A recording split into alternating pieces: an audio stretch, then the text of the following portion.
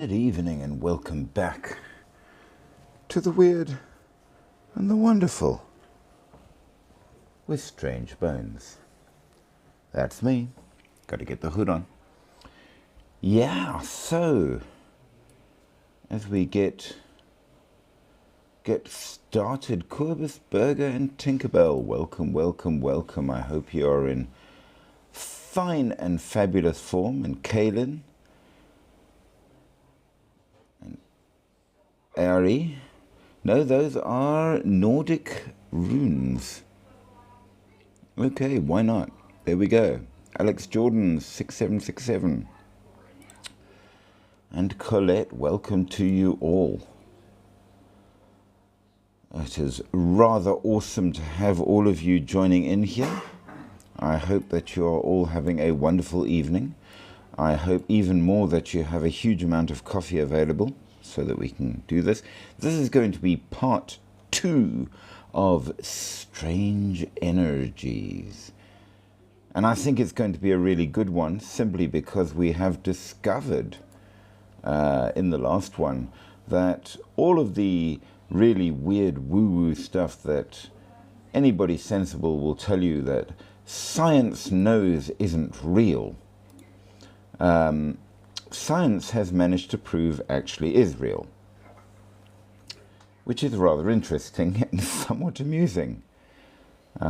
So not what perhaps science intended by any means, but nevertheless something that happened. And we've got the last few rather weird scientific energies to go through. And then on to another couple of other things as well, which I think is going to be very good indeed. But as we begin, I want to remind everybody of the one rule of the channel, which is don't be rude. You can have any opinion you like. You're welcome to it. In fact, we encourage it, but we do ask you to be polite about it. Because after all, we have a lot of people from a lot of different countries, cultures and types on here, and we are in no way intending to insult anybody. We are here to learn, to enjoy, and to find out more. But that said, this channel is kept going by your comments, your likes, your gifts. So like, share, subscribe, do all of the good things. Hey, El Zito and the Blunt Mirror. I do like that name. Zonke Incies were aware too. And the Darwin Awards. I do approve of the Darwin Awards. I think it's far more important than people realize. Dinky, welcome. So with that all said, we are going to begin with a couple of shout-outs because we're heading towards the end of the year, and the people that have made the channel actually go. And we have 6 shout-outs to give, which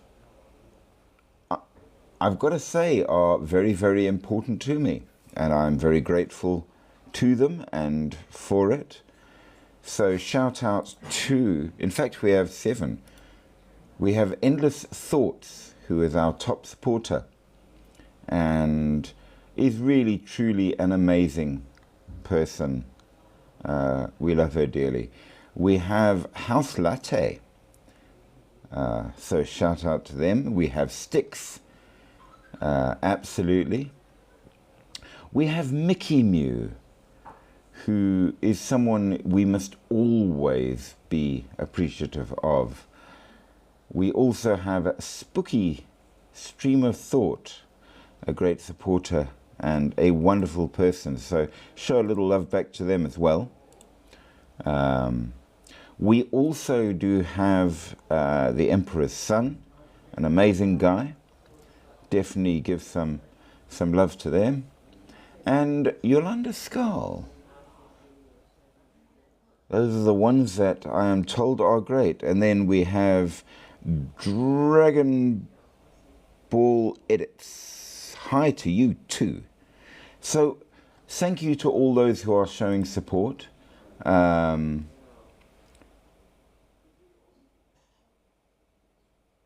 Apparently TikTok thinks I have unoriginal and reproduced content, which I find incredibly strange, solely because all of the stuff is my own work. It's stuff I've things, and the only other stuff is historical fact that I get from research. So by and large, I think that TikTok is a little bit out of its mind, but I can't help that. So I hope you get to see all that is required to be seen and are all ready for an interesting new live. Do go check out the other ones. They are all on YouTube under The Weird and the Wonderful with Strange Bones. And there is a whole channel of them for you to go and check out. Strange Bones is me. Yep, my name is Bones, and that is why we chose the name. And in case you're wondering, the hood is... I wore a hood once when it was cold, and it became a thing, and it stuck, and so now I have to have the hood, apparently. So there you go. That's why. So we went through a whole ton of weird energies, and it seems that the scientific varieties are weirder than anything anybody has ever imagined. It's a very strange situation. And by and large, it's more mysterious than we think. Did you know that gravity only works in the macro reality? If you get down to the micro, going onto extremely small nanoparticles, gravity doesn't work. Why? We don't know. We think it has something to do with dark energy. We don't know what that is. And that's science for you. But nevertheless, with all of that strange and interesting setup, I think it would be a good place to begin. So, dark energy is where we left off, and as we discovered, we think it exists. We're kind of sure it exists. We can't prove it, and we don't know. We know it's mysterious. We think it makes up about 68% of the universe, and it causes the universe expansion to accelerate, pushing galaxies apart faster over time, challenging physics, and maybe potentially linked to Einstein's cosmological constant, or maybe a new field like quintessence. And missions like NASA's Roman telescope are trying to figure out its true nature, but really and truly we have no clue whatsoever. We know that it is a dominant component of the universe. The greater part of the universe is total mass energy. Normal matter is only around 4 or 5%, and then dark matter 22 to 27%. So really and truly, most of what's out there we have no clue whatsoever. So much for science. Dark nature is called dark because it doesn't emit or interact with light, making it invisible. And all we actually know to know that it's there are the effects that are observed on large scales. Now, we think it may have something to do with vacuum energy inherent in empty space, but theoretical calculations vastly mismatch observations. Oops. We talk about quintessence, a dynamic energy field that changes over time and space, which is a fancy scientific way of saying we have no freaking clue, but we need to put a label on it. Some people think it may have something to do with modified gravity, and we need to talk a bit more about gravity, because general relativity may need adjustment on cosmic scales, meaning that dark energy isn't a substance, but rather a new understanding of gravity. But again, we don't know. There is ongoing debate. It is a major challenge because we can't really know more about the universe without understanding it. And we know that the work of the ESA and NASA with the Euclid telescope and the Nancy Grace Roman Space Telescope are making 3D maps to study the effects of this so-called dark energy. But nevertheless, we are very, very confused. So much for science. So let's move on to another kind of weird form of energy that apparently is in the universe. And again, we have no clue. Cheers to you all.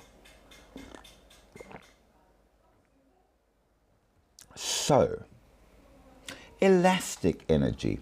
The mechanical potential energy stored in an object when it is stretched, compressed, or otherwise deformed elastically. This stored energy is released when the object returns to its original shape. Now, for us who are not scientists, basically, when you take a rubber band and stretch it and let it goes boing. And that's elastic energy. It's a kind of potential energy that is stored due to deformation. It's stored in the bonds between the object's atoms when under stress. It is recoverable and will be released when the object returns to its original shape. Work is done on an object to deform. The work is converted into stored elastic potential energy. And the boing is literally that. It works in a bow and arrow, in a spring, in a bouncy ball, or on a trampoline. And it may explain a number of things about the way things move in space as well. Do we entirely understand it? Well, fortunately, a lot more than we understand the energy we are going to speak of next, which is vacuum or 0-point energy. So vacuum energy is the minimum energy a quantum system possesses even at absolute zero temperature, manifesting as constant quantum fluctuations in empty space where virtual particles pop in and out of existence. In short, and for those of us who don't speak science geek, yes, certain particles can teleport. We don't know why or how. While not directly extractable as a free energy source, leading to the cosmological constant problem, it has measurable effects like the Casimir effect and the Lamb shift, proving that it is real and it influences atomic structure and cosmic expansion, which means that space is not truly empty at all. It has something. We just don't quite know what it is. 0-point energy is the lowest possible energy level, or ground state, a quantum system can have according to quantum mechanics. Even in perfect vacuum, quantum fields are not still. They fluctuate, creating temporary particle and antiparticle pairs that quickly annihilate. Now, as we know in the quantum fluctuation, things work as both particles and as waves. So you get temporary waves and temporary particles that sort of kill themselves in a strange kind of way, and we don't quite know how. 0184, hello, hello, hello. So we're not sure what this stuff is or how it works, but it does work, and we know that. It's associated especially with the vacuum of space itself, a kind of fundamental energy that permeates the universe. Because it's the lowest energy state, you can't remove it to do work, making it seem impossible to harness for power despite popular fiction. And I'm going to throw it in that we need an addendum on that, because as we know, science changes all the time, so it is unextractable now with current science. The Casimir effect shows its existence where two uncharged metal plates placed close together are pushed by the pressure of vacuum fluctuations outside of them, demonstrating the energy density difference. And then again with the Lamb shift, where tiny shifts in atomic energy levels,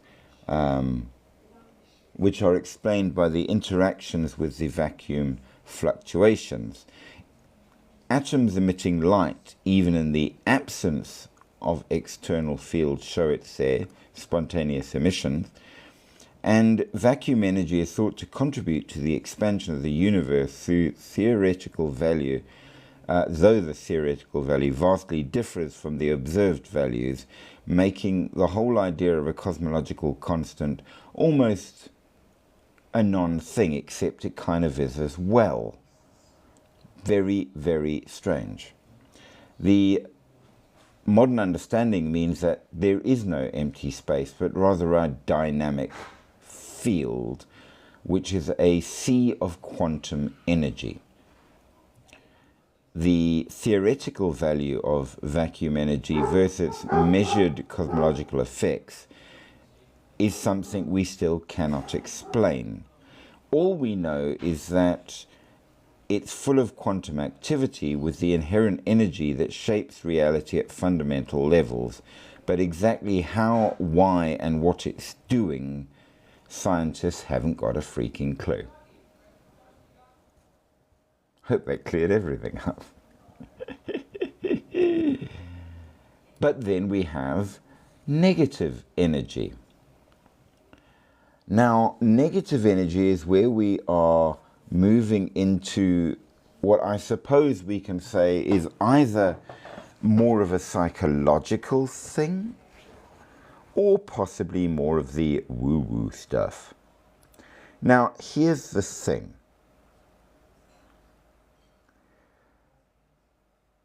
Negative energy is a thing that we can all feel and we talk about.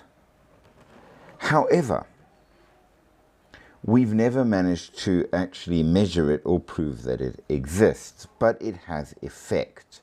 So it refers to the feelings, thoughts, or influences that create stress, anxiety, a sense of heaviness, often stemming from very pessimistic people, environments, or self-talk. And it manifests as fatigue, irritability, but also has specific meanings in physics as well, like negative gravitational potential energy, which is another thing we need to talk about, which is different from the common uses. In everyday terms, it is a low vibrational state or harmful dynamic that can be managed through boundaries and positive practice for the emotional version of it.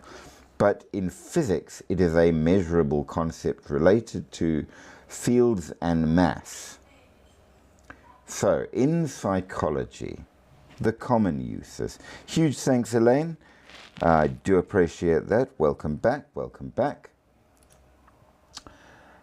It's the feeling of being drained, stressed, overwhelmed, linked to negative thoughts and emotions. Negative people, bad news, toxic environments, internal self-criticism and stress. It shows up in both tiredness, but even body pain, restlessness, persistent bad moods, relationship issues. Okay, in physics, gravitational energy, negative because it takes positive energy to separate massive objects, with energy becoming more negative as they get closer. However, in the quantum fields and the quantum field theory, there is an issue with it because on a microscopic level, it doesn't work. You need to have a certain amount of mass for gravity to work. Now, the weird part and the bit where it becomes complicated is the fact that nothing technically has mass except in its macro state, because we are all ultimately energy. So how does mass come about when enough energy forms what we would call a physical thing? We don't really know. but then gravity works. However, on the micro scale of nanotype particles, it doesn't really work. It works less and less the smaller you get. And we don't know why that is either, which makes it problematic. But looking in terms of the psychological version of it, it goes to show that there are forms of energy out there that we don't understand. They are surely nothing more than an idea, but on the other hand, it has physical effect, which thoughts do. We are creatures of thought, which therefore means that in terms of that, it becomes a thing, even though it isn't a thing. This goes in tandem with things like flame, which is not a thing, except it is a thing because it has physical effect and therefore it's real. But it isn't a thing on its own, and you can't touch it, but it can touch you. You can be burnt by a flame. And we don't really know what that is. Scientists airily call it plasma, and it means absolutely fuck all. Yep. But what about physical negative energy? Well, first of all, exotic matter or energy refers to hypothetical substances of energy states with unusual properties, such as primary negative energy density, defying ordinary physics, where energy density is positive, enabling concepts like stable wormholes and maybe even warp drives by repelling gravity on particle physics. This means that in normal positive energy, you cannot have a warp drive. It is impossible. But if you're using negative energy density and you stabilize the wormholes, you could, by using repelling gravity. In particle physics, it can mean non-baryonic matter, so not protons and neutrons, or exotical type particles like quark-gluon states, can have existence even though they shouldn't. Dark energy behaves similar to exotic matter, causing accelerated expansion. But exotic matter implies conditions for space-time manipulation rooted in quantum field theory that do not fit science. They break the rules of reality. Which means our rules of reality, of course, might not be as real as we thought. That's kind of strange, and we don't know how or why or what the hell is going on. We know that there is negative energy density. Ordinary matter attracts and exotic matter repels gravity. There is negative pressure and tension. So if its pressure exceeds the energy density and magnitude, creating a suction effect. Wormholes and warp drives cannot exist with normal matter. But exotic matter could hold a wormhole open and stable and create warp bubbles for faster than light travel. We just can't prove it actually exists, even though we find its effects. Quantum vacuums mimic exotic matter, and there are particles beyond things like quarks and leptons and pentaquarks, or even the unusual state type things like quarkoniums. There's stuff out there we just can't figure. Now, this means that there is gravitational exotic matter that works not the way gravity works. There is cosmological exotic energy which isn't really matter but has matter effects. This develops in extreme forms of neutroniums in stars with a structured matter that only exists in very specific and weird situations, creating what they have intelligently called nuclear pasta. Now, you can now get atoms with particles other than electrons, such as muonic atoms or weird molecules, means that you can have matter that isn't matter. I am indeed online. I don't know why it never shows up. I share it out. But welcome, Endless Thoughts. You missed my shout out to you, but I did it, I promise. Welcome, welcome, welcome. So it seems that there's some weird stuff out there that makes all people's stories of magic and such kind of boringly normal. But there's more, and we like more. Now, let's talk about karate. I like karate. We all like karate, especially karate movies, kung fu movies, all the good stuff that matters. We enjoy this. And one of the things we like are these weird stories of these kung fu masters with long beards and moustaches with their incredible chi. But then what is chi? Now, the fundamental concept in Chinese philosophy and medicine represents vital life force or energy that flows through all living things, and indeed the universe, animating everything from physical matter, like our bodies, to food, air, to invisible forces like thoughts, emotions, and movement, which, to be fair, covers all the things that science doesn't know what to do with. It's seen as an unseen energy that connects everything, and its balanced flow is crucial for health, and blockages and imbalances lead to illness.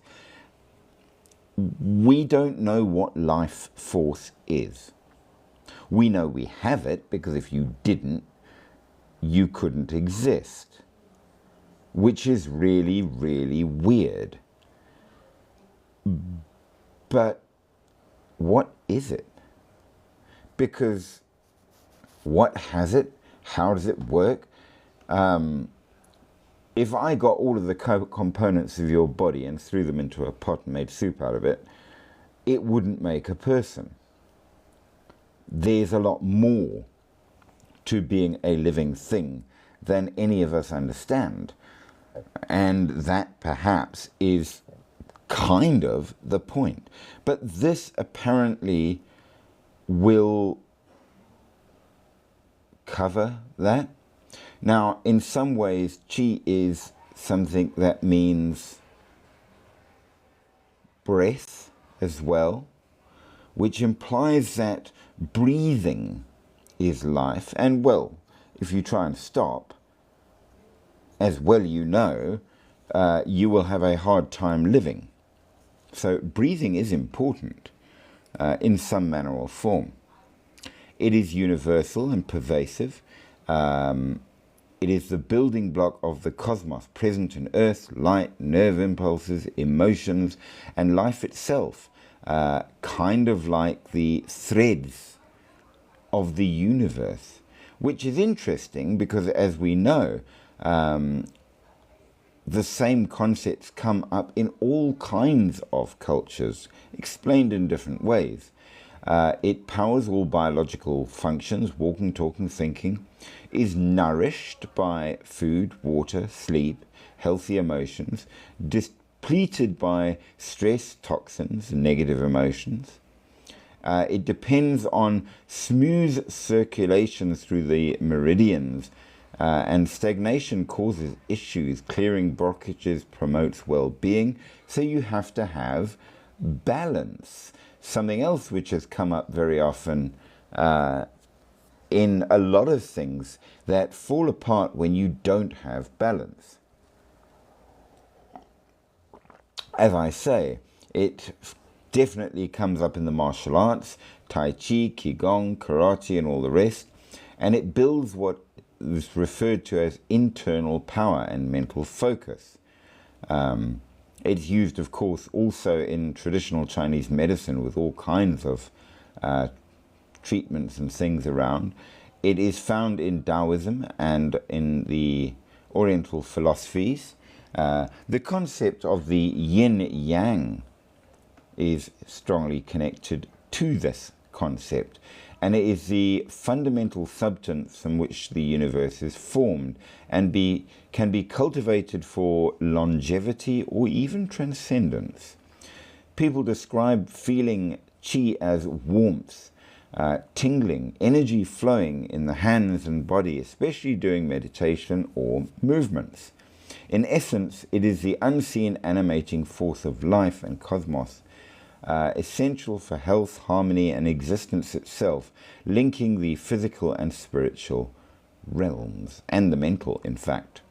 So clearly there's a lot to be said for it. Now, strangely enough, if you go across to India, they speak of prana. Exactly the same basic thing. It's the energy that flows through the body that aligns your chakras and vitalizes them. It makes you alive, and through the use of breath control or pranayama in yoga and such, you can cause it to circulate better and find balance. Things that you need, because without it, again, you become sick and could possibly pass away. Very important. It's vital energy.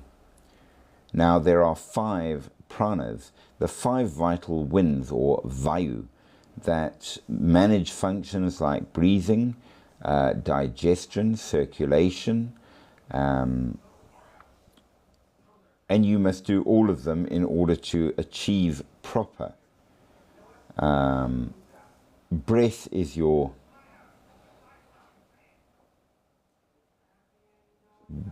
beginning of life and everything, by and large. Is that important? I suppose it depends on how badly you want to live. Oh no, I'm very sorry to hear that, but you cannot be blamed all the time. It's supposed to show up. I did some cunning thing that's supposed to send out a note to people that tells everybody, hey, I'm here and alive and it matters. I don't know why it doesn't. Sometimes I'm not sure exactly what TikTok up to.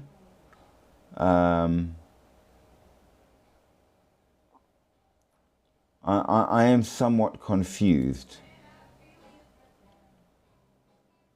I know that there is a way to send a notification as well. I don't know why it didn't go out. It was supposed to go out. It was designed to go out. I even put up a flare. Oh no, why did you tell him that?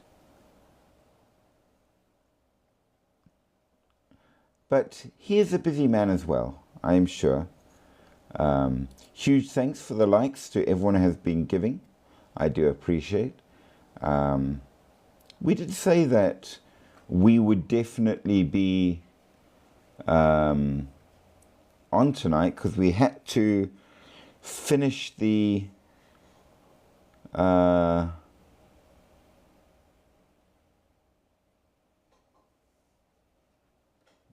discussion. Yeah, I don't know. It's all very confusing to me, but then I'm an easily confused individual when it comes to these things. Um, there's supposed to be a thing you just click on uh, your account thingy and send out, "Hi, I'm going live," and it's supposed to do that, but for some reason I don't have that option. I don't know why. It's very weird. Nevertheless, just like Chi, just like Prana, if you go to Vietnam, which is quite important,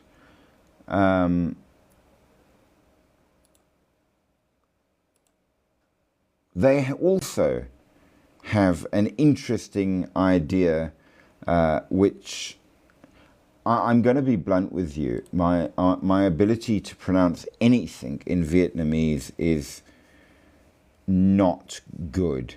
So the Noi Kong, Noi Gia La Ben Trong,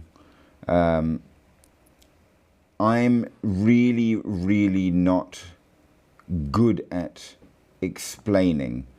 And along with that, for some reason, I don't know why, it really doesn't enjoy giving me what I have been attempting to get for you in English.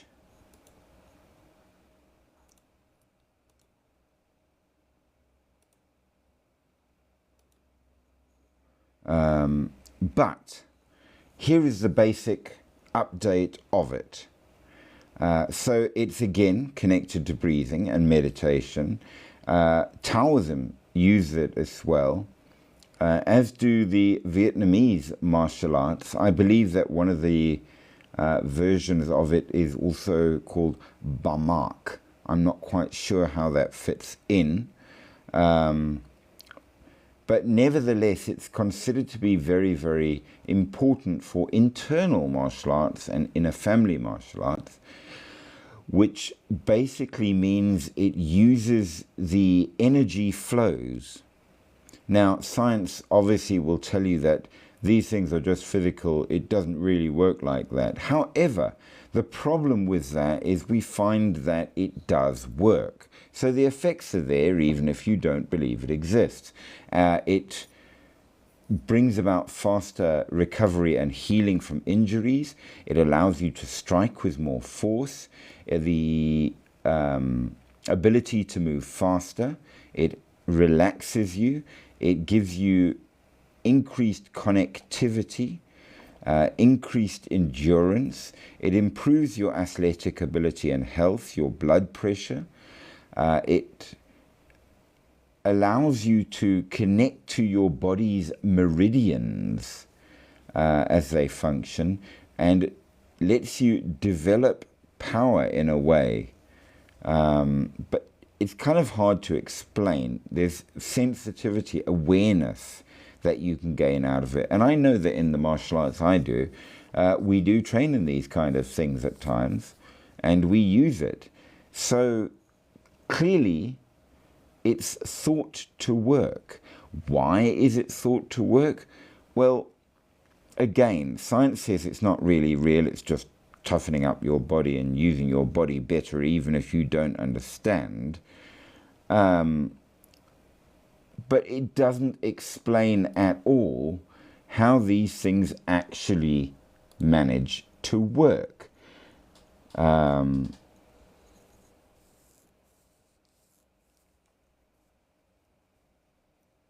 Nevertheless, and you're not allowed to fight, Spooky, but you are very, very welcome.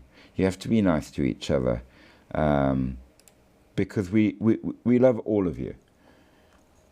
So this energies that we are now talking about are the ones that, on the one hand, welcome. How are you doing? Good. Good. Don't Well, be why are you mean. saying I'm fighting? I'm not fighting. You mustn't be mean to Endless Thoughts.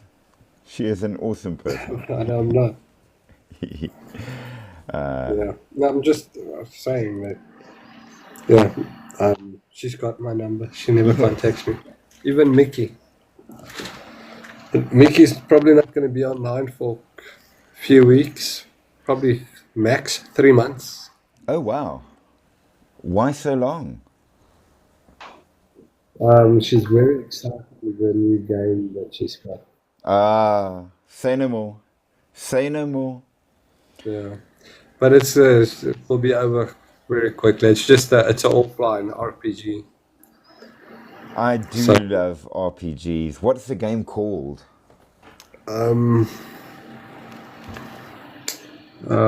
what's that place Harry Potter went to? Oh, Hogwarts Legacy? Hogwarts. Yes, Hogwarts. So the game is called Hogwarts. Okay, I heard it was coming out. I've never actually played the Harry Potter one. Yeah. No, she was telling me all sorts of things about it. She gets a new broomstick. She can actually fly around on a broomstick. Well, it sounds like fun. I would if I could. Yeah. Yeah, she was very excited. The day just before she got it, she told me all about the game. So, but it's an offline RPG, so it's not going to last very long. Well, we approve of such things and we need them in our lives. Yeah. If it was an MMO RPG, then you can expect she'll probably be gone for years Well, because those games never end. I'm waiting for Elder Scrolls 6 Okay. because you just know that's going to be amazing. Or at least it better be, otherwise I think that all of the fans are going to storm Bethesda and burn them to the ground. The hype has been so real that if it isn't incredible, there's going to be trouble. Elden Scrolls. The Elder Scrolls, Skyrim. Oh, okay. Yeah, So, she's a big fan of Skyrim. so Skyrim is Elder Scrolls 5, Okay.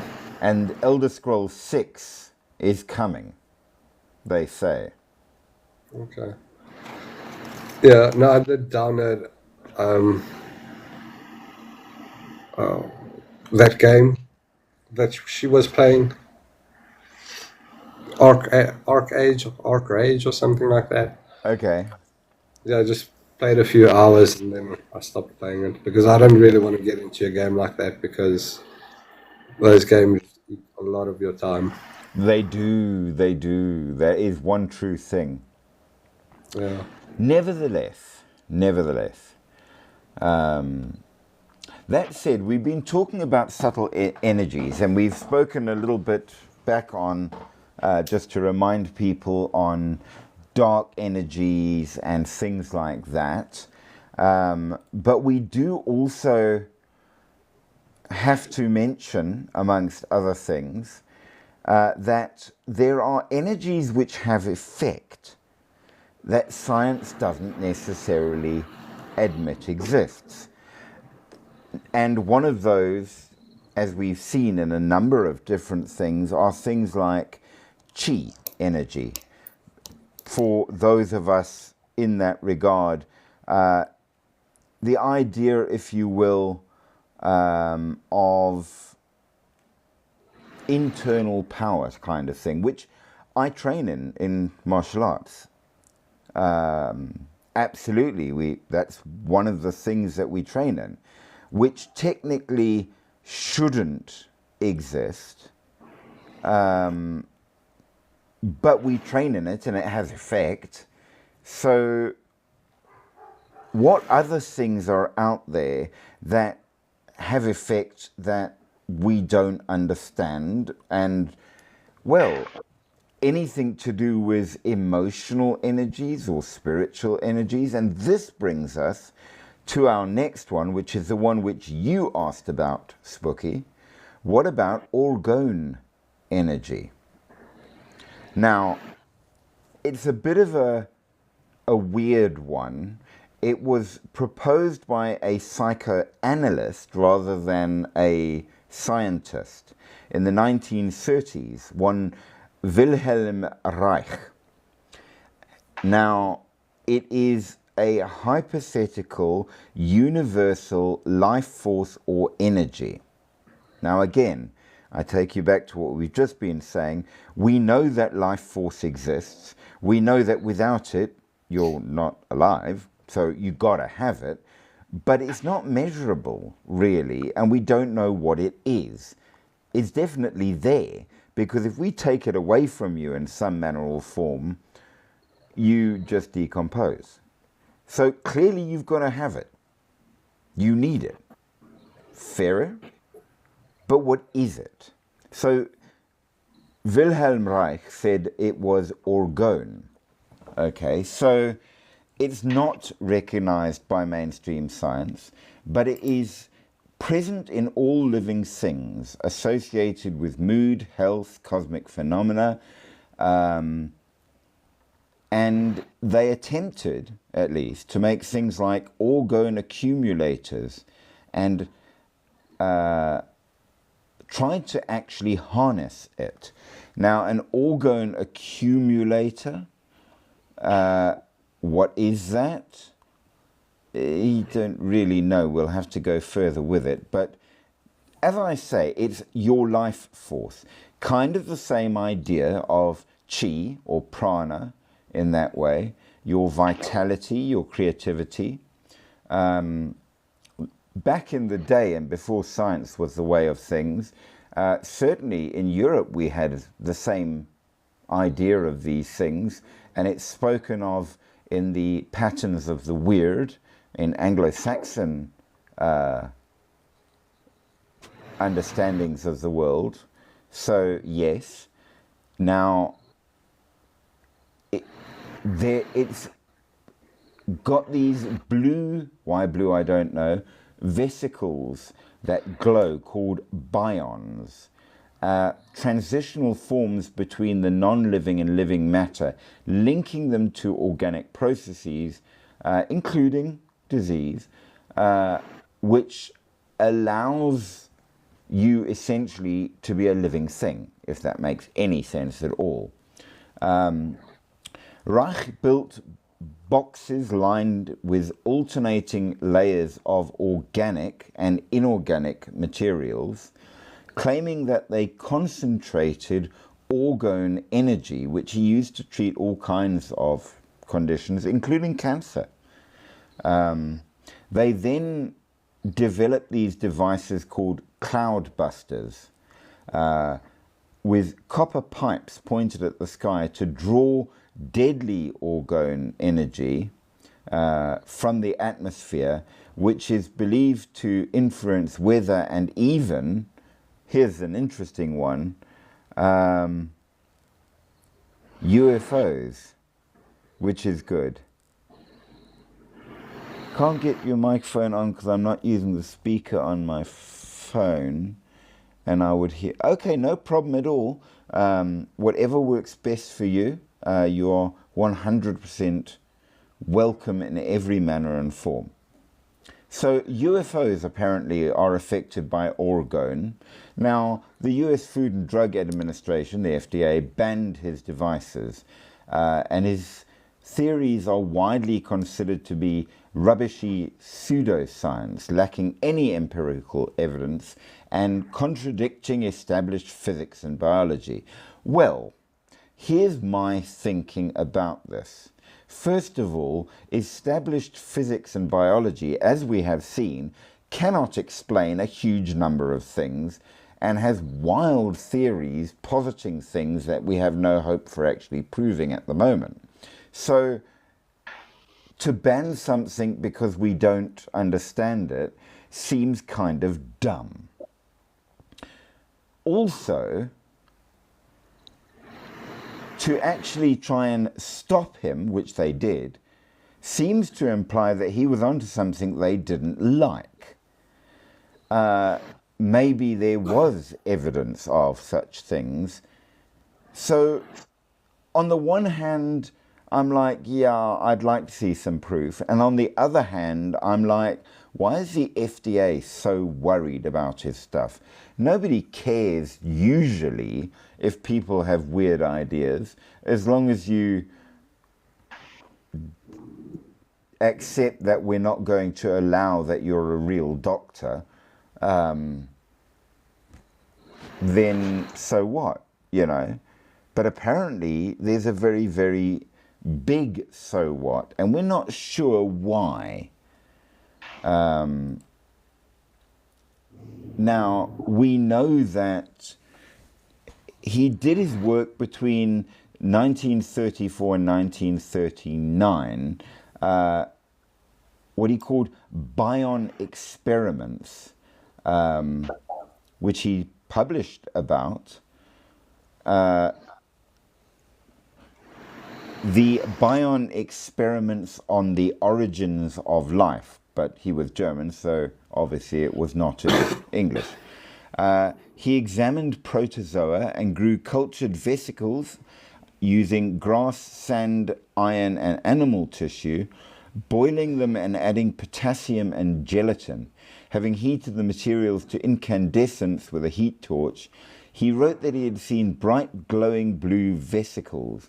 His photographs and films of his experiments were taken by Kari Burgrav, and he called them bions and believed they were a rudimentary form of life, somewhere between life and non-life. He wrote that when he poured the cooled mixture into a growth media, bacteria were born, dismissing the idea that bacteria were already present in the air or on the other materials. To be fair, if you've heated them to incandescence, but there you go.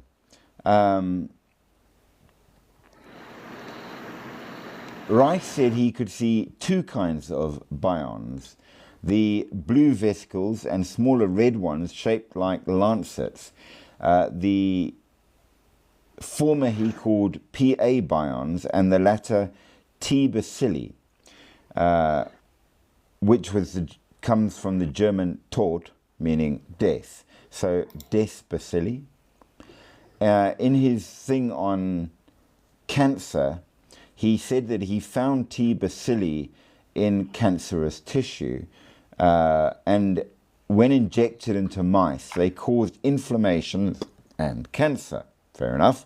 He concluded that when orgone energy diminishes in cells through aging or injury, the cells undergo bionous degeneration, and at some point the deadly T. bacilli start to form in the cells.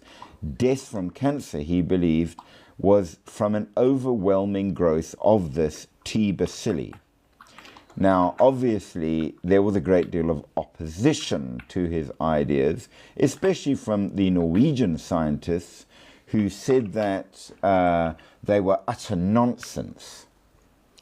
Now, fine, I have no issue with calling his stuff nonsense, but why was he actually actively shut down by the FDA? Because I've got to be honest with you, I've seen all kinds of medical practices, if you will, that you're allowed to do in America that, quite frankly, somebody sucked out of their thumb. They're absolute crap. But nobody cares because everybody knows that they're rubbish. So why worry? Why did they become so concerned about him? And no real answers are given. We do know that he worked alongside Albert Einstein, and they did get together and they talked for hours and hours, and he explained his idea of this orgone energy.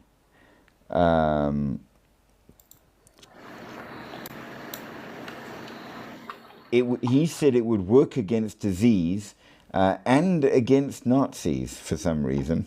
Why Nazis? I don't know. We know that, and here's where it gets very, very interesting. Einstein agreed that if an object's temperature could be raised without a heating source, you could cause it to basically explode. We also know that Einstein was working on the American atomic bomb. Did he take Reich's work and weaponize it? Well, He played a big part in it, in getting the math right for the bomb. he did. He really, really did. So Have you ever done an IQ test? many times. I've never done an IQ test before. Weird as it may sound, I had to do an IQ test when I entered the church. I did one as part of a course I did. I did one at each level that of rank that I ascended to in the church, and the one prior to when I would have been ordained if I had been. I wasn't ordained. Okay, cool. So multiple tests. Were they all different or exactly the same? Apparently they were all the same, and apparently the psychologist complained that I cheated because I'm one of those weird people that I can look at 2 and 3 dimensional spatial and know the answer without really thinking. And I got 100%, which he said was impossible. But given that it was his test and I had no way of knowing what the test was prior to, or even that I was getting that test, I don't see how I could have possibly have cheated in any manner or form, because, you know, I just got the paper shoved in front of me and told, get on with it. But to me, 2 and 3 dimensional spatial things are logical. They make sense. I can see the answer. And he Do you said, think the sorry? test Einstein did was the same test you did? I don't really know. I know my test had about 10 different parts to it. Because Einstein's IQ is 160. Okay. So that's what the internet says, but I'm not sure I how don't they actually tested it. I don't know. I assume that he was asked to do the tests. I never got my results. They weren't given to me. So I don't know what they concluded at the end of it. I went and did the test, and they involved everything from Rorschach tests to IQ tests to EQ tests and certain other things. They were all very in-depth psychological things. I'm probably doing very bad on an EQ test. Yeah, I suspect I would be as well. I know that he had severe problems with a friend of mine who, he was one of these strange people that has no imagination whatsoever. He just doesn't. So when he was shown the Rorschach tests and asked what he saw, his response was ink. And afterwards, the psychologist reported that he refused to take the test. But he said to me afterwards that, I don't know what they're asking. I don't understand. They show me ink and ask me what I see, and I told them. And I was like, no, well, I think that this psychologist that's doing us doesn't realize that not everybody fits a box. He was one of those, everybody fits into a certain kind of personality and which isn't true at all. So, yeah, the problem was that when he was shown these things, he literally saw ink, which made sense to him. Yeah. I know that we did do, I think, 3 different personality tests in order to compare them. So that person was probably very young. He sounds like a noob. The No, teacher, he the wasn't. psychologist. The psychologist was actually an old bully, but I think he was just very set in his ways, or just stupid. Some people are, even if they're supposedly educated. I can be Well, quite nasty some about people it. get higher education, but they seem dumb as. Yes, that's absolutely the case. So it's a strange thing. Yeah. I know we did that one. What is that thing, that INSJ thing? The one where you get the 4 letters. INSJ. Yeah, it's another test where you get 4 letters that show your mental thingies in that. I forget exactly how it goes. I find most of those tests and a mild indicator at best. Is it like an EQ? It's to do with your personality? Yes, it's an EQ test. They're useful, but they're not definitive by any means. Okay. So, yeah. And to be honest, that's part of the thing, because I do believe in things like personal energy and the flow of energy and chi and stuff like that. And by and large, these tests try to put it in boxes, and they don't.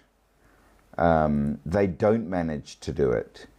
So people put too much onto them, and they forget that people are very variable. And not only are they variable in between you and me, they're variable in and of themselves, dependent on things. So, what does questions look like in an IQ test? I could imagine it's just like problem-solving questions. Yes, the IQ ones are all problem solving, and things like the spatial. How do you fit this block into that hole by rotating it to what angle? And which of these would fit best with that, and why? And then the EQ ones are all not logical questions, but rather like the famous lever test is an EQ one. You know the lever test. So, okay, there is a train coming, okay, and the track splits, and you're holding the lever that chooses which track the train will go on. On the one track is your mother, but she's 90. On the other track is a stranger, but she's a young girl. Which one do you have to switch the lever one way or the other? One of them will die, one will live. Which do you choose, and why? Okay, well, I'll go and save my mother. Well, I know her. I love her. The other person, who the fuck is that? Well, that's one thing. Now, the question is, would you be logical and say, look, she's 90, she's probably only got a couple of years left anyway, better to save somebody with their entire life ahead of them? Or do you go, sorry, I don't know you, tough luck, I'm going with mom, and it indicates something about you as a person? And then I'll hit my mother, and then I'll sit and cry throughout the years and wish I could just go back so I can spend one more day with my mother.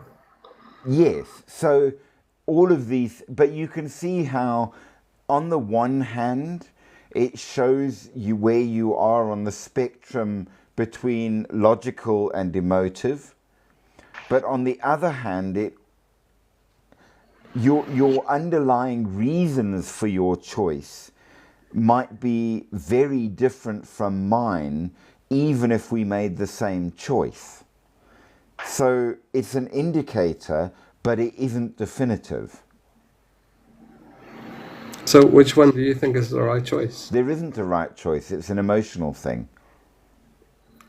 I'm gonna say I'm sorry that you guys lost your loved ones. Yes, but that's kind of the point of all of the questions in an EQ test don't have a correct or a wrong answer. They have an indicative answer. So, I don't know. I mean, I wouldn't really care who the other person is. I don't care if it's young, old, or color, or male, female. Well, yes, that's kind of the things, but you can't just take the answer. You've got to then sit with the person and say, okay, why did you choose this answer? What was your motivations? You need to look at what your upbringing was like that would have led you to consider that as an important reality. So how did you answer that question? Oh God, I don't remember. See, my mother's been good to me, like really good to me. I mean, if she was probably a bitch, then I would say, okay, no problem. Let's save Yes, the little girl. exactly. It shows levels of emotive connection. It shows levels of duty. It shows levels of familial importance in your life. If you hate your family entirely, all of them, you might have been raised with no connection to family. So family isn't a reason to choose her. On the other hand, if family is everything to you, you might feel duty bound to choose her, and that would show a different point on your personality. And it's not about right or wrong or good or bad, but rather it's a question of outlook on life. Yeah, but it's a silly question. Like, Yes, it's who do you want to emotive, just die? Somebody that you love or somebody you don't know at all? The but that difference is age. Okay, so you need to care about their age because that's part of the question. It's like it really doesn't make any sense to me. but exactly. So it does say something about your outlook, but not necessarily a lot. Nevertheless, clearly emotivity matters. Now, another thing that we also need to talk about in terms of energy, which goes off the emotive and back to the scientific, is the idea, well, kind of isn't, is vibrational energy. In subatomic particles, right the way through to planets, we know that the fundamental nature of matter is energy with certain frequencies.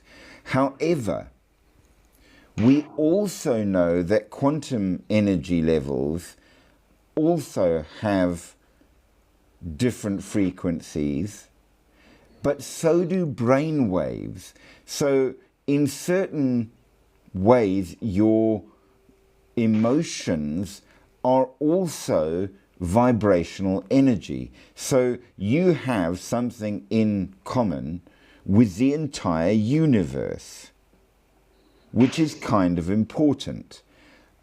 We are more than just a physical thing, but then again, our physical is absolutely affected by our mental, emotional, spiritual, etc. state.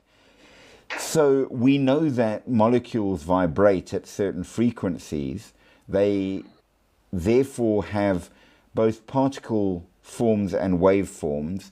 They absorb radiation and can jump between energy levels, which allows you to identify substances by their vibrations.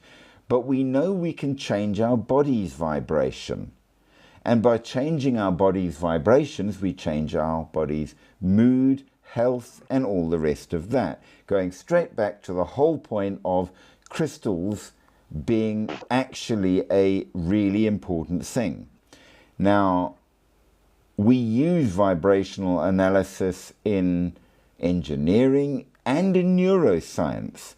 Your gamma, beta, and theta oscillations in your brain are linked to your states of consciousness, your relaxation, your focus, your ability to function, and ultimately your ability to live, which means that, again, what we would consider to be very much a plain scientific thing, how atoms vibrate, actually is a deeply holistic and spiritual thing as well, which shows that you cannot separate science from magic. Our ability to be healthy, to be happy, to love, are all high frequency states, but low frequencies are stress, anxiety, illness, and if I can raise your vibration, it will make you happier, healthier, and more, which means that yes, listening to your favorite music will be a positive thing. It will make you healthier, weirdly enough. Now, can I manipulate that? Well, science says, no, don't be silly. Magic and all the woo-woo stuff says, of course it can. Science is now proving that actually, yeah, you can, and maybe you should.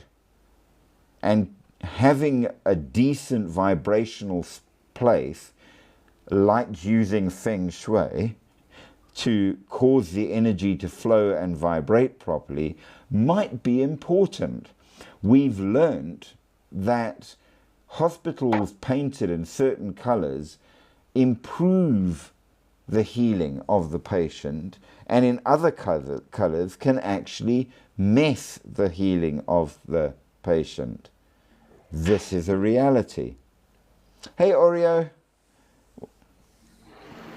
So, now we have yet another one, and this is OD, or Odic force. Again, hypothetical life force. This one proposed by Baron Karl von Reichenbach in the 1840s, going even further back. Again, all of these things come, if you're a Star Wars fan, basically think the Force, and you've got this. Just like orgone energy, just like prana, just like chi, it's the Force. The idea is that it is analogous to magnetism in a way, but more primal. It affects everything in existence. It was named after the Germanic god Odin by the chemist who said he discovered it. It could only be sensed by very sensitive people who can perceive colored emanations like auras from magnets, metals, and living bodies. It was thought to have positive and negative poles, just like magnetism. It could be influenced by light, by heat, and other forces such as crystals. Just saying. It was seen as a scientific attempt to understand life force, influencing later esoteric ideas about energy fields and consciousness. It was not taken very seriously, but it is linked to orgone energy and to Hen Bergson's philosophical concept of life force, the élan vital, and Franz Mesmer's idea of animal magnetism. So, yeah, everybody keeps coming back to the same questions. They don't like their answers, but nevertheless. And this brings us on to a very popular thing, Reiki, which actually channels this force, whatever you want to call it, in order to cause healing.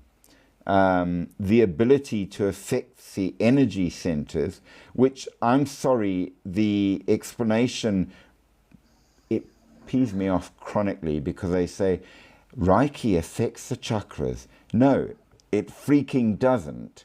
The chakras come from the Hindu view of things. Reiki is Japanese. It has different things. So this is where modern people shove everything together to try and understand it, and quite frankly usually ruin all of it. There is a big difference between the view that Reiki has, which fits to an entirely different philosophy, and taking things out of their philosophy and context is very, very bad.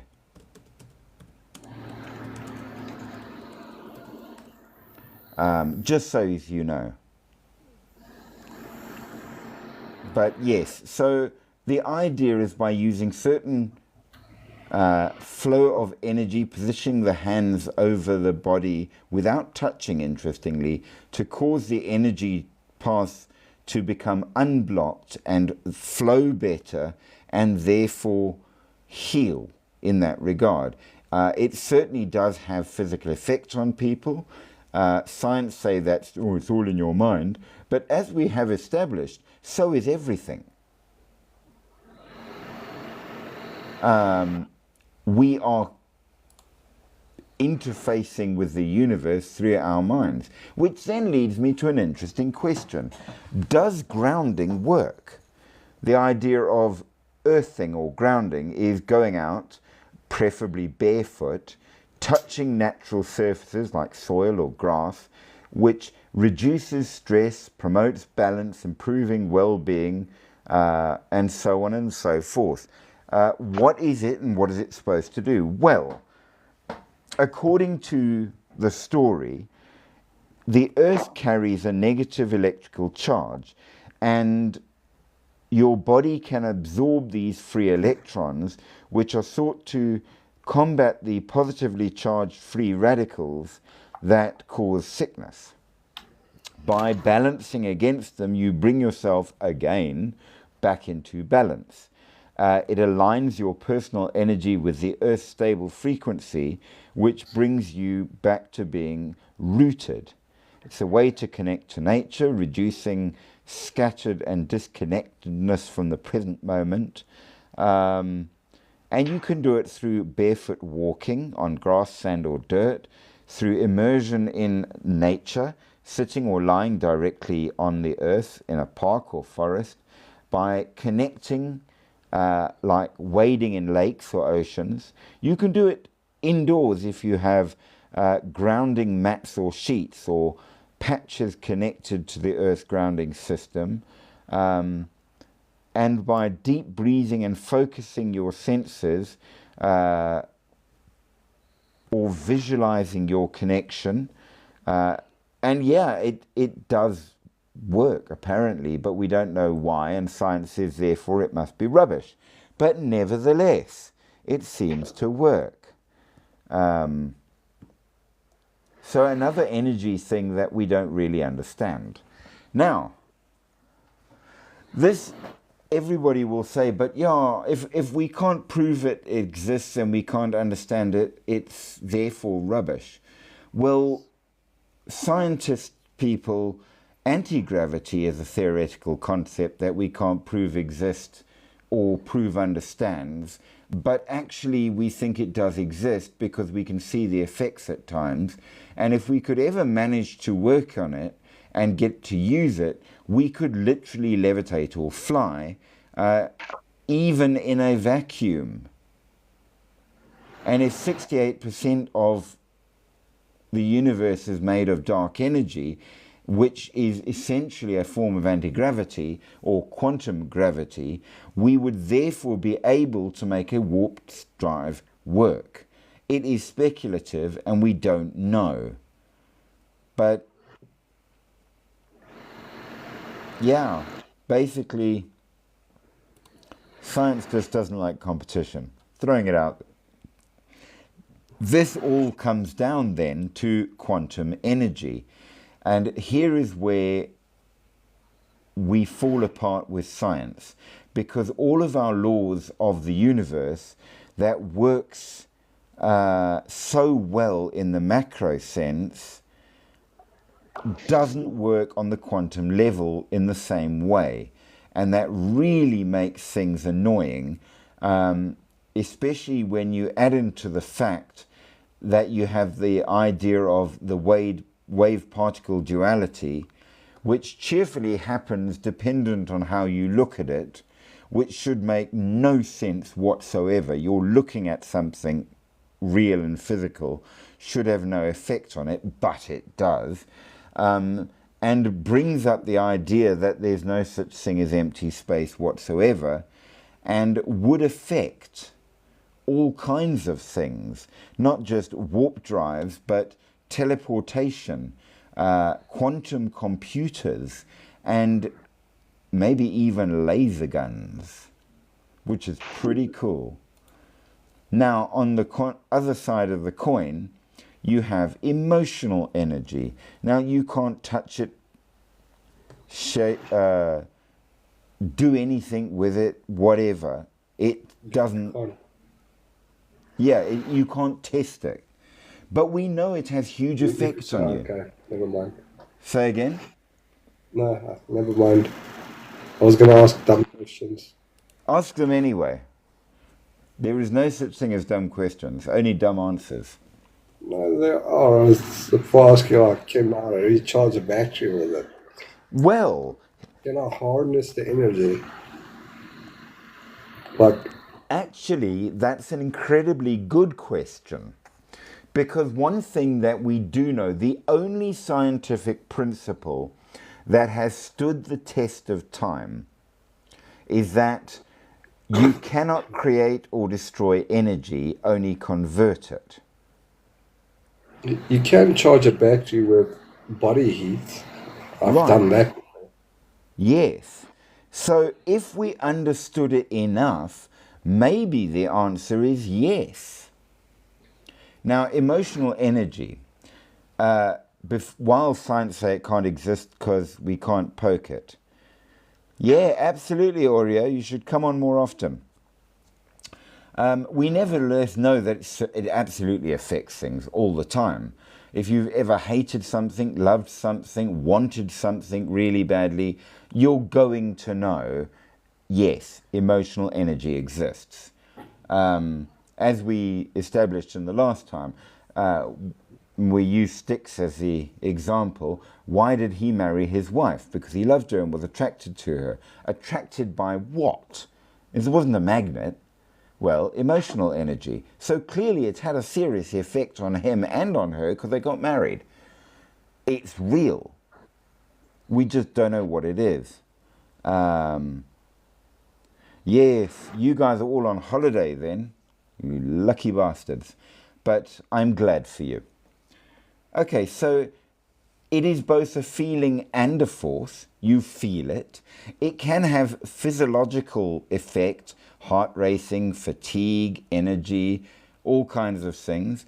It is a fuel for the intellectual, providing confidence and enthusiasm, or Is it a taking real it thing away. or just a saying? Well, it changes your brain's electrostatic state. The energy is in That our makes sense. thoughts. So yes, it's real. It's Can measurable. people see it? If I could see inside your head. Because you'll find some people would say something, the energy between you two guys is amazing. Yes. And that's probably just a say. They could probably see it, like, socially, I guess, between the interactions with each other. They could see it, and then But yes, you can see it. You know, if you see two people that have a thing between them, you can tell. You can see it. You can sense it. Have you ever walked into a room and thought, shit, what's wrong here? Everyone seems very down. How did you know? You picked up on the energy of the room. You can tell. So clearly it's a thing. Okay. So, and you can affect it through self-awareness, identifying your emotions, triggers and patterns. By using boundaries in the proper way, you can protect your energy. Self-care, if you don't look after yourself mentally, you can really, really become exhausted, and you know that. And it's not a physical tiredness, but you're tired, aren't you? it's real. Yes. It can be connective, allowing you to connect to other people on a platonic way with friends, on a familial way with family, on a emotional and even carnal way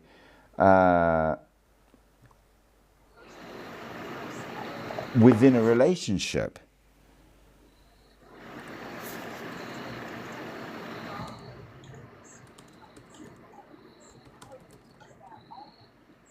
I see that Oreo has another name on her iPad, but that is cool. I think that's very cool. Yes, you is.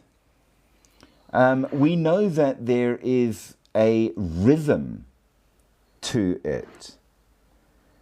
Now, here's an interesting thing, because like music, like sound, it vibrates and has a rhythm, which means that sound might be very strong a way to affect it. And we know that you listen to your favorite music when you need pickup. So yes, it's an interesting point how all of these things come back together. But then, all right, there are 4 dimensions of energy. What are they and why do they matter? Well, the first one is very straightforward. Physical energy. We use our physical energy to do physical things. We feed it physically. And in its own way, it not only is useful to do physical things, it also fuels our body, mind, and spirit. So the health of our body affects the other levels. Emotional, mental, spiritual, and physical. Okay, our nervous system allows the energy levels to flow or not if you're sick. Sleep, nutrition, and exercise affect it. Heart rate, muscle function, alertness, it's all connected, which means then that you are more than just a body. The second one is your emotional energy that allows you to experience joy, anger, fear, intensity, like when you're really keen to do something. Absolutely. These are things that are real and they are energy. Yes, please do. So these things matter a lot, and you can cultivate emotional energy. Hey, Aria. Hello. So absolutely your emotional energy levels matter and will affect your physical and apparently spiritual. So let's go on to the next. Mental energy. Now, like we said, you can feel tired. Not physically, but when you've... Well, okay, perfect example. Oreo, you just finished your exams, right? How did you feel at the end of all of those exams? You felt mentally tired. It wasn't physically hard, but you felt tired. So oh yeah, everybody does. But mental energy can be high or low. It's clearly a thing, and it can be fueled. When you go out and have fun or do things that you find really interesting, you boost your mental energy. No, don't worry, we go to work, it's worse. Just saying. Oreo says that adults are lucky to not go to school. Schools are actually a lot more fun than you think. It is. Yeah. So, yeah, sorry. Bad news for you for the future. Oh, As soon as you're done with school and you go to work, you wish you're back at school. True fact, hey? True fact. So yes, you can improve your mental energy. But then the last and fourth thing is spiritual energy. Some people say it's the most important kind. I'm going to argue that they're all equally important. I don't think any one is more important. The power of inner peace is very important. But then it plays its role. It helps you overcome stress or exhaustion. It helps you connect to others and to our core self. And we navigate our challenges with more resilience and clarity by having good spiritual energy. And you have to balance them all. And by balancing them, we are much better able to live life, ultimately. But now, what about things that might affect it? And for this, I'm very much hoping Elaine and the others are still here. It seems they might not be. Oh no, because the next form of energy is dream energy. What are dreams anyway? And are they important? Do these weird dream books work? Well, the answer is yes and no. And here is why. Dreams help process your life. They process daily stress, frustrations, emotional dramas, and all kinds of other things about your general mental life. They carry energy and symbolism, showing you hidden truths about yourself, comfort, insights and stuff from your consciousness or subconsciousness, and might even bring messages from deities or spirits in that regard, and they absolutely have a physical I'm impact back. on you. Good, I'm glad you're back. So dreams are important. Now, you Can you can do, diagnose my dream? well, hold on. You can do intentional dreaming or lucid dreaming, where you guide your dreams to answers on things, where you put your intentions in place before going to sleep. You can use them to embody positive affirmations to make them better. You can use them to start defining your goals and breaking them into varying steps, because dreams show you what is your challenge to things emotionally and spiritually. They are part of your mind-body connection, and you can do it through journaling, set intentions, visualizations, and positive actions, which is great. But what about explaining them?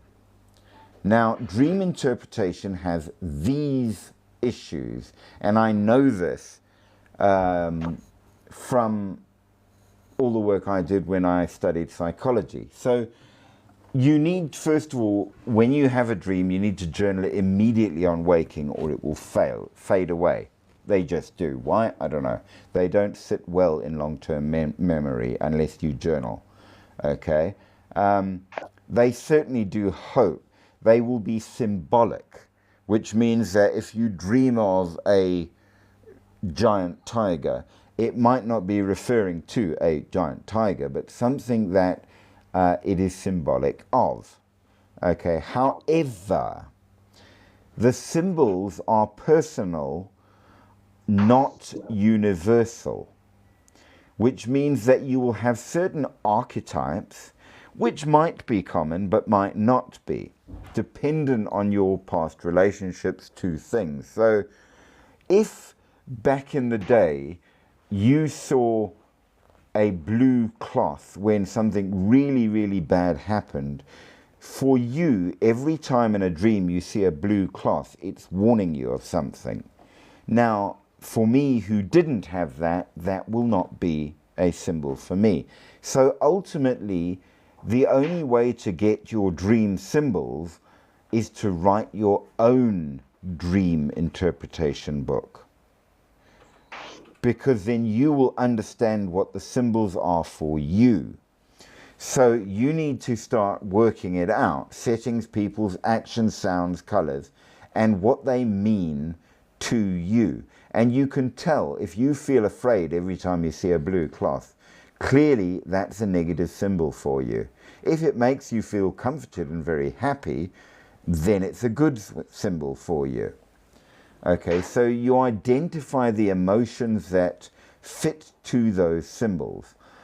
You make the associations to things and allow your mind to wander when you go back over the dream and see where it goes. Because if every time you see the blue cloth, you start thinking of your aunt, clearly something about your aunt is your subconscious is saying, be careful, something's bad is there. That's what it is. Or it's telling you something bad because you think your aunt is bad and she's the symbol of the bad things. Something like that, if that makes sense. Look for patterns. Patterns in dreams that consistently appear. If you can identify what it means to you, you will start to understand yourself better. Explore the plot. What is the commonality? What is the story of the dream? Consider the archetypes. There are universal archetypes like the wise old man or the hero, which we have because we have culture and we share culture. So we develop common archetypes because of our culture. That does mean that if you are a white South African, Spooky, your cultural archetypes will come from white South Africans. Whereas if you were a Russian, they would be different. If you're a black American, they would be different. Because your environment and upbringing would be different. Make sense? Yeah. So, they do say that you may need to seek professional help if there are constant recurring nightmares or dreams that it's telling you something that you need to deal with. Context, however, is key. Symbols are ultimately more personal than universal. It is really all about you. And being positive is very important. That said, we also know that a great many traditions, including psychics, individuals, religions, and more, tell you that it's... Sorry? Okay, so you've already diagnosed my dream without hearing it. Not yet. So the Or have I? dream, Okay. yes, Tell me. because it doesn't mean anything because it's not a recurring dream. It was a It, once-off dream. it doesn't have to be recurring, but you might find it useful to relate it back to what was going on at the time. Because it will tell you what worried you about what was going on at the time. All I was seeing was vehicles of war Okay. just moving, endless line of tanks, planes, helicopters, armored vehicles And just coming past me. what were you going through at that time? I was sleeping. I was No, dreaming. Chop. Not at the time of that, but in your life at that time. It happened last night. Oh, okay. Are you currently concerned about war?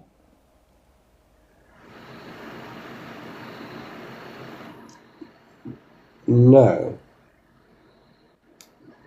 I mean, I don't think we will have war in South Africa. Not currently. I mean, But in the world? Have you been thinking about it?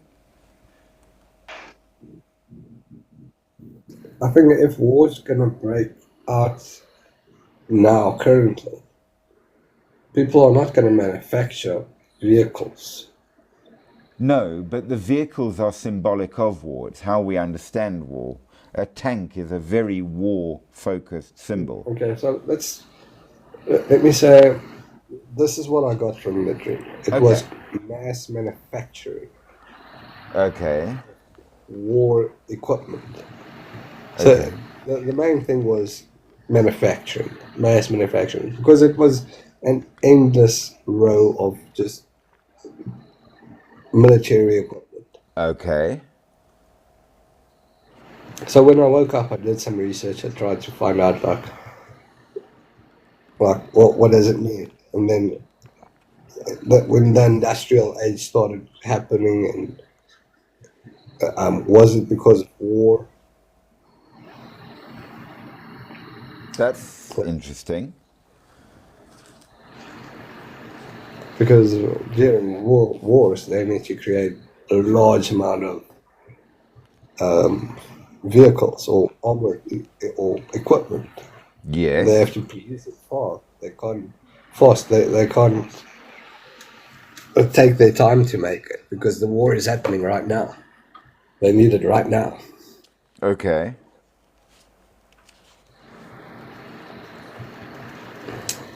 So I don't know, but Interesting. I think if anybody's gonna start working on manufacturing a large amount of weapons, it's all gonna be drones. Probably most likely autonomous drones. That would They be can fair. easily manufacture it very quickly. It's not going to take as long to build a drone than it is for a vehicle. They Yes. can spit a couple of thousands out within a few minutes. Fair. Yeah. Interesting. Well, with that, let's go further with it and you can see if you think there might be any of this to it. Many say that either God, the universe, or spirit guides also use dreams to communicate. And sometimes it is a warning to you or a connecting to you of your spirits or God or something like that. And you will know that if it's from the other side because there will be an intense presence of some kind. You will feel a lot.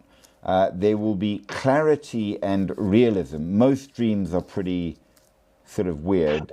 When it's just your brain sorting, it's like carrots chasing you through a field. Whereas if it's an incredibly real, like you were in a place doing something in a time, that's an indication of connection. If you received specific instructions, warning, or reassurance about things in the dream, if it was a visit from a deceased relative or friend, that might be a message from them. But you might also get symbolic messages, something that resonates with you.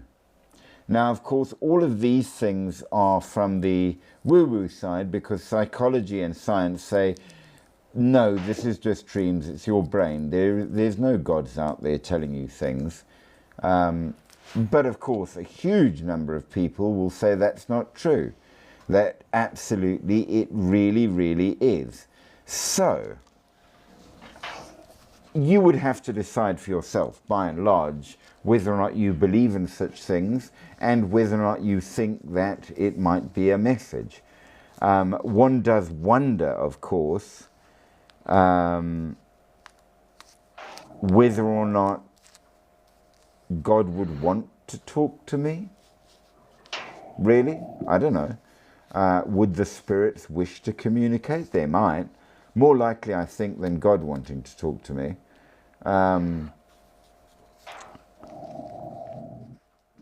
There is that, at the very least. Are dreams important? I think they are. Are they always going to be mystical? No. Can they be? I suspect that they can. But I think as well, dreams are absolutely your brain just sorting through stuff as well. I think it's multifunctional in that regard. So you've got that going. And yes, you can do lucid dreaming, which can be quite a lot of fun. I've done it. I trained myself that I can actually take control of myself in my dreams and therefore do all sorts of things and have adventures, which is great fun. So sure, why not? Dreams should be enjoyed, I think. But there you have it. That is all the energies that I could find. And in the future, we will have to take on more forms of energy. But the upshot of all of it is that no matter how you look at it, it appears that science is proving all of those things that magic has always said is true. So maybe science and magic are much the same thing with different labels. And there are many strange energies out there, and they rather do matter. But that said, give me your thoughts, give me your opinions, tell me what you think. Is it really all that? Does it matter at all? I don't know. Does it matter? Spooky? Comments? I'm not sure what is dreams. Well, that's a very difficult question to answer, isn't it? It's interesting. Is life just a dream? Because we experience the world in our heads. We experience dreams in our heads. Yeah, I can't really call it a hallucination, Well, but it's some sort of hallucination because it's something that's not really happening. It's like storytelling. Most of the time, you don't really have any control over it. true, true. Mind you, to be fair, I feel much the same about life half the time. Yeah. No control over it. Things happen. You sort of experience it. Mm. To be fair. I don't know. What about you, Endless Thoughts? Any comments?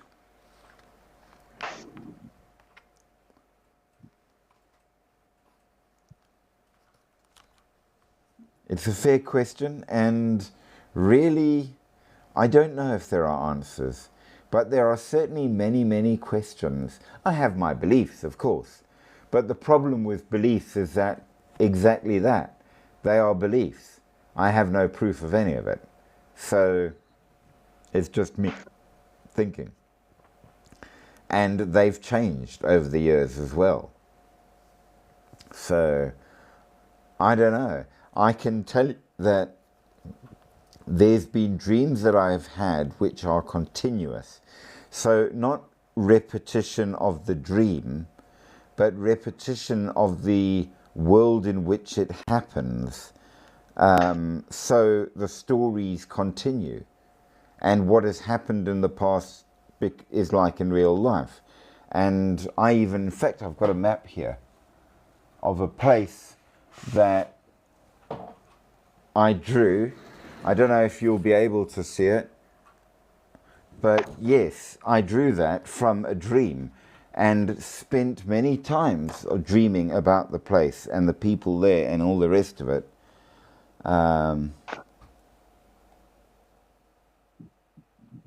Oreo, have an absolutely wonderful sleep. Good night, good night. We're about to finish anyway, so have a wonderful. And Endless Thought can't remember her dreams. Well, a lot of people can't. It's a matter of training yourself to. And you can do that. But yeah, dreams are strange. I have dreams that continue and places that I go back to in my dreams over and over again.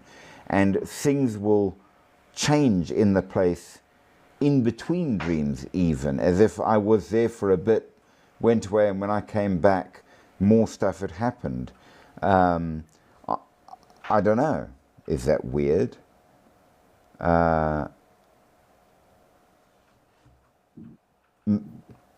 Short stories sound cool. I have those as well sometimes. Short ones, long ones, all kinds of things.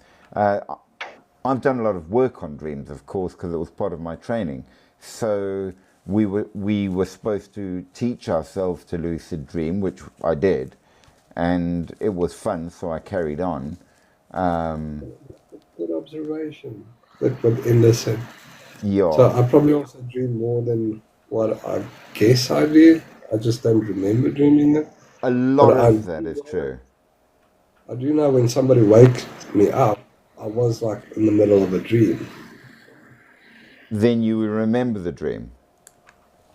Yeah. Okay. I've just proved that I don't handle waking very well either, because I plugged my power bank into my phone before the live to let it charge through the live and forgot to turn the power bank on. So clearly I do better in dreams than awake. Okay. I don't know. But yes, you're perfectly correct. And yeah, we do dream a lot more than we remember. That is absolutely true. So the dream gets erased. Yes, because it's your brain sorting stuff out, and you don't need to remember it. It's just sort of slotting things into boxes in your brain, in a way. You're keeping the mind active so your body can just rest or something. I don't know. That as What is it? well. It's a mix of everything. That's the other thing. Science loves to tell you this is what it does, but when it comes to people and to real life, very often there isn't a single answer. There are multiple answers, and they're all just as important. We do a lot of things all the time, all at once. We are the ultimate multitask.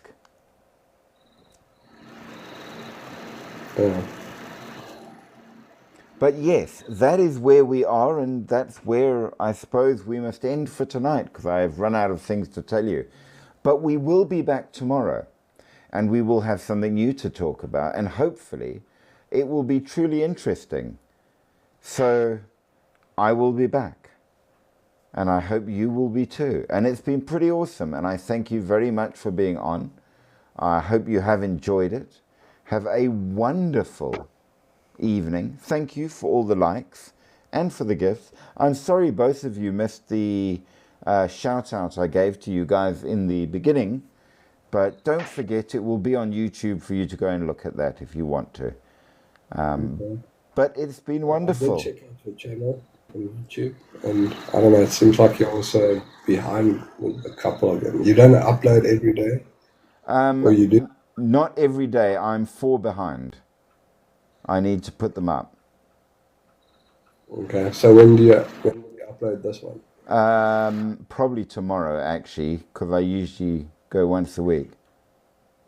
I see. I had to go back, and I was trying to catch up with everything, so I had months to add on before I got, because I wanted them to stay in order.